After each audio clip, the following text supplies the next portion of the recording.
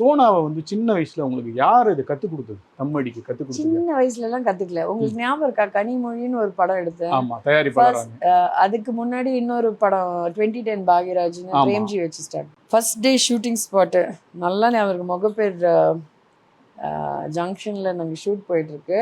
நானும் ஆர்டிஸ்ட்னால double door Caravan வச்சு ஒரு சைடில் பிரேம்ஜி உட்காந்துருக்கான், நான் இந்த சைடில் உட்காந்துருக்கேன். 4 மணிக்கு கணக்கெல்லாம் பார்த்துருக்கோம்.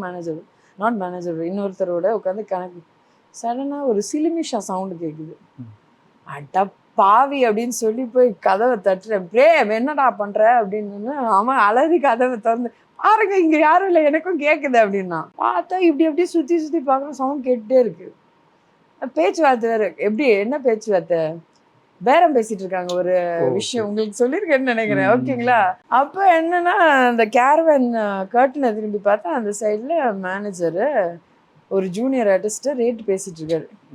ஒரு ஸ்டேஜுக்கு மேலே, அதுவே கேவலமான ஒரு வேலை, ஒரு ஸ்டேஜுக்கு மேலே அவர் சொல்கிறார் அந்த பொம்பளைக்கிட்ட, ஏம்மா உனக்கு இவ்வளோ தானே சம்பளம், நான் உனக்கு டபுளாக வாங்கி கொடுத்துருக்கேன் சம்பளம், இதுக்கும் சேர்த்து தானோன்னு. எனக்கு ஃபஸ்ட்டு அவன் பண்ண வேலையே எனக்கு அவ்வளோ எரிச்சல். ரெண்டாவது, யார் வீட்டு காசுல நீ கூத்தடிக்கிறதுக்கு எதுக்கு?